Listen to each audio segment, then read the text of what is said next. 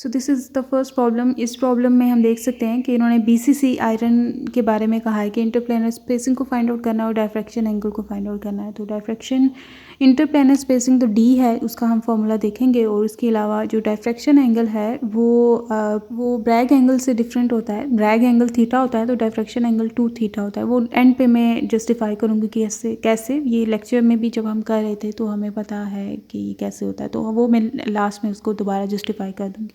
तो प्रॉब्लम में हमने सबसे पहले कम्यूट इंटरप्लेनर स्पेसिंग और हमें ये उसके मिलर इंडिसेस गिवन हैं उस प्लेन के जिसके इंटरप्लेनर स्पेसिंग को हमने कैलकुलेट करना है। तो अगर वो डी होता है ना, इंटरप्लेनर स्पेसिंग डी पता है तो ये और सारी चीज़ें इन्होंने दी हुई हैं उनको हम यूज़ कर लेंगे। सबसे पहले हम इंटरप्लेनर स्पेसिंग को यूज़ कर फाइंड आउट करते हैं। तो क्यूबिक यूनिट सेल जो होते हैं उनकी इंटरप्लेनर स्पेसिंग जो है मोस्ट जनरली इस फॉर्मूला से हमें पता चल जाती है। ठीक है, ये फॉर्मूला, ये एच के और एल जो है उसके मिलर इंडिसेस हैं और ए जो है इसका ये लेटिस पैरामीटर है जो हम यहाँ पे पुट कर देंगे। तो हमें इंटरप्लेनर जो डिस्टेंस है, स्पेस है, पता चल जाएगी। तो नैनोमीटर में है तो 10⁻⁹ में लिख रही हूँ यहाँ पे। और अंडर रूट एच इज़ 2 के बी 2 है और जो एल है वो 0 है।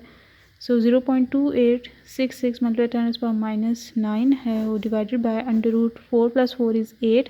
तो इसको इवेल्युएट करते हैं तो ये हम देख सकते हैं 1.01 मतलब 10⁻⁻10 आया है। ठीक है, तो 1.0133 मतलब 10⁻⁻10 मीटर। नैनोमीटर में करना है तो ये एक पॉइंट और पीछे ले जाएंगे तो नैनोमीटर हो जाएगा। -9 मतलब हो जाएगा कि 10⁻⁻9 अलग कर दिया, -1 पावर इन्हें दी, -1 पावर मतलब एक पॉइंट डेसिमल पॉइंट और पीछे कर देता। तो ये यहाँ तक ये हमने इसको कैलकुलेट कर लिया है। ठीक है, तो इसकी जगह 1.0133 ऑंगस्ट्रम भी लिख सकते हैं। तो हमें पता है इंटरप्लेनर स्पेसिंग जो है ऑर्डर ऑफ 10⁻⁻10 ही होती है, जैसे हमने यहाँ पे देख लिया। और अब नेक्स्ट है कि हमने डायफ्रैक्शन एंगल को फाइंड आउट करना है। उसके लिए हमें थीटा पता होना चाहिए। थीटा फाइंड आउट करना है। लेटिस पैरामीटर गिवन है, मोनोक्रोमैटिक रेडिएशन यूज़ की गई है जिसकी लैम्डा यहाँ पे गिवन है 1.1790 नैनोमीटर।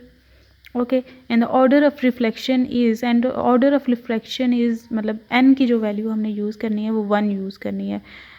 मैक्सिमम जो n की वैल्यू हम फर्स्ट ऑर्डर हमने उसका फर्स्ट ऑर्डर मैक्सिमा मिनिमा जो भी वो होता है वो देखना है, फर्स्ट ऑर्डर मैक्सिमा। ठीक है, क्योंकि कंस्ट्रक्टिव इंटरफेरेंस की कंडीशन हम यूज़ कर रहे हैं। So we had 2d sin theta equals n lambda, n कह दें, m कह दें, तो ये 1 है, लैम्डा की वैल्यू है 0.1790 नैनोमीटर 10⁻⁹ और हमने साइन थीटा फाइंड करना है ना, तो sine theta divided by 2d, sine theta नहीं मतलब थीटा इन्वर्स ले लेंगे वो साइन इन्वर्स। तो ये 2d की जगह d में पुट करती हूँ 1.0133 मल्टीप्लाई 10⁻⁻10। इसको वैल्यूएट करते हैं।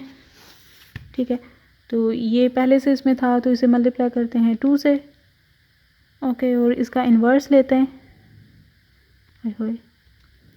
और इसे मल्टीप्लाई करते हैं 0.1790 मल्टीप्लाई -9।